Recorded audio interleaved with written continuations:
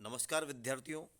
पिछले अध्याय में हमने लोकसभा की शक्तियां एवं कार्यों के अध्ययन किया था। आज हम राज्यसभा का संगठन इस विषय का अध्ययन करेंगे। जैसा कि आप सब जानते हैं, भारत की संसद के दो सदन होते हैं, लोकसभा और राज्यसभा। इसमें लोकसभा लोकप्रिय सदन है, जिसको प्रथम सदन का कहा जाता है। ठीक उसी प्रकार दूसरा सदन राज्यसभा कहलाता है, जिसे द्वितीय सदन या उच्च सदन भी कहा जाता है। सबसे पहले हम देखते हैं कि राज्यसभा की सदस्य संख्या कितनी हो सकती है। तो संविधान के अनुच्छेद 80 के अनुसार राज्यसभा के सदस्यों की अधिकतम संख्या 250 हो सकती है, परंतु आजकल ये 245 है। राज्यसभा के सदस्यों का चुनाव जनता द्वारा प्रत्यक्ष नहीं किया जाता। इसका मतलब यह है कि राज्यसभा के सदस्यों के चुनाव में सामान्य जनता वोट नहीं देती। तो यदि सामान्य जनता वोट नहीं देती तो राज्यसभा के सदस्यों का चुनाव कैसे होगा? राज्यसभा के सदस्यों का चुनाव राज्यों की विधानसभा के सदस्यों द्वारा किया जाता है। जैसे कि मान लीजिए राजस्थान राज्य के अंदर 10 सीटें राज्यसभा की हैं। अब इन 10 सीटों पर सदस्यों का चुनाव राजस्थान की विधानसभा के 200 विधायकों द्वारा किया जाएगा, न कि जनता द्वारा किया जाएगा।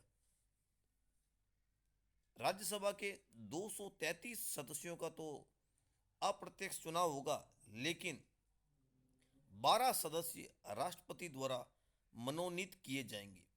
ये ऐसे व्यक्ति होते हैं जिन्हें कला, साहित्य, विज्ञान, समाज सेवा के क्षेत्र में विशेष ज्ञान और अनुभव प्राप्त होता है।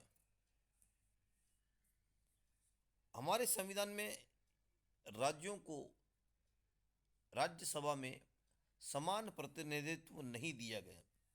प्राय जिन देशों में संघात्मक शासन प्रणाली होती है, वहाँ राज्यों को द्वितीय सदन में समान प्रतिनिधित्व दिया जाता है। जैसे कि अमेरिका में 50 राज्य हैं, वहाँ पर जो वहाँ का द्वितीय सदन है सीनेट, उसमें कुल 50 राज्य हैं, तो प्रत्येक राज्य से 2 सदस्यों को चुने जाने की अनुमति है। तो 50 इंटू 2 100 राज्यों को समान प्रतिनिधित्व दिया गया। चाहे छोटा राज्य हो या बड़ा राज्य हो, सभी को सीनेट में 2 सदस्य भेजने का अधिकार। लेकिन भारत में राज्यों को राज्यसभा में समान प्रतिनिधित्व नहीं दिया गया।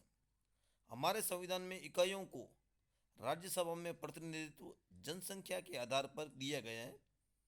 अमेरिका के समान भारत में संघ की छोटी बड़ी सभी इकाइयों को द्वितीय सदन में समान प्रतिनिधित्व प्राप्त नहीं है।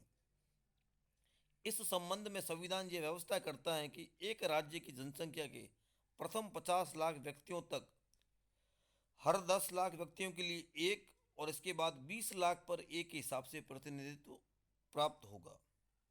डॉक्टर लक्ष्मीमल सिंघवी के अनुसार राज्यसभा के गठन में 4 सिद्धांत निहित हैं: अर्धसंघीय सिद्धांत, प्रतिनिधित्व सिद्धांत, संयुक्त पुनर्विचार सिद्धांत तथा नियंत्रण तथा संतुलन का सिद्धांत, तथा प्रख्यात और विशिष्ट व्यक्तियों को भारत की राज्य व्यवस्था से संबंध करने का सिद्धांत।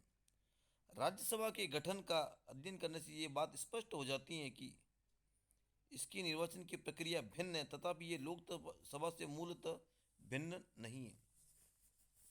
अभी हाल ही में पिछले कुछ वर्ष पूर्व राज्यसभा के चुनाव में कुछ नवीन संशोधन किए गए, जिनको भी हमें ध्यान में रखना चाहिए। प्रथम है, राज्यसभा के चुनाव लड़ने वाले प्रत्याशी के लिए अब यह आवश्यक नहीं है कि उसका नाम उस राज्य विशेष की मतदाता सूची में हो जहां से वह चुनाव लड़ रहा हो। इसका सीधा सीधा मतलब यही है कि यदि कोई व्यक्ति राजस्थान से राज्यसभा का चुनाव लड़ता है, तो जरूरी नहीं है कि राजस्थान की मतदाता सूची में उसका नाम हो, वो राजस्थान का निवासी हो, यह आवश्यक नहीं है। द्वितीय, राज्यसभा के लिए अब मतदान गुप्त के बजाय खुले एवं पारदर्शी होता है, ताकि लोगों द्वारा अपने दलीय अनुशासन का नियम का उल्लंघन न किया जा सके। सदस्यों की योग्यताएं। जो योग्यताएं लोकसभा के सदस्यों की होती हैं लगभग वही योग्यताएं राज्यसभा के सदस्यों की होती है। इसमें कुछ अंतर है जिसको हम ध्यान में रखना है। जैसे वो भारत का नागरिक हो, उसकी आयु 30 वर्ष से कम ना हो। लोकसभा में ये 25 वर्ष थी। वह किसी लाभ के पद पर ना हो। वो ऐसी अन्य योग्यता रखता हो जो संसद के किसी कानून द्वारा निश्चित की जाए। अनुच्छेद 200 102 के अनुसार संघ अथवा राज्यों के मंत्री लाभ के पद नहीं माने गए हैं। तथा ये यदि कभी ये प्रश्न उठता है कि संसद के किसी सदन का कोई सदस्य उपयुक्त योग्यताएं रखता है अथवा नहीं, तो ये प्रश्न निर्णय के लिए राष्ट्रपति को सौंपा जाएगा तथा राष्ट्रपति निर्वाचन आयोग की राय के आधार पर जो निर्णय देगा वह अंतिम होगा।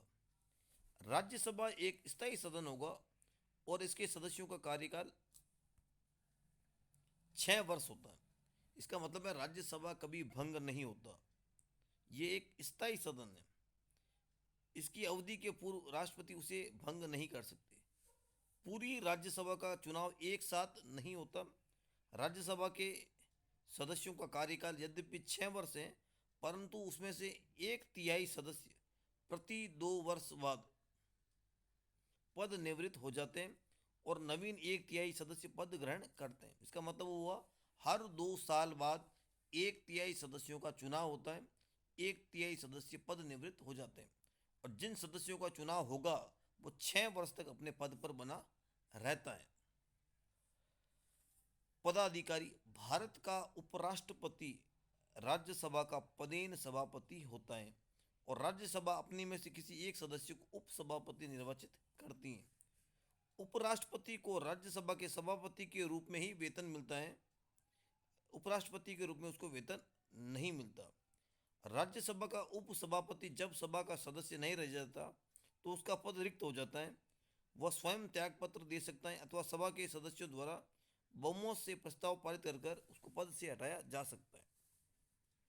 तो इस प्रकार आज हमने देखा कि भारत की संसद की राज्यसभा का गठन किस प्रकार होता है। धन्यवाद।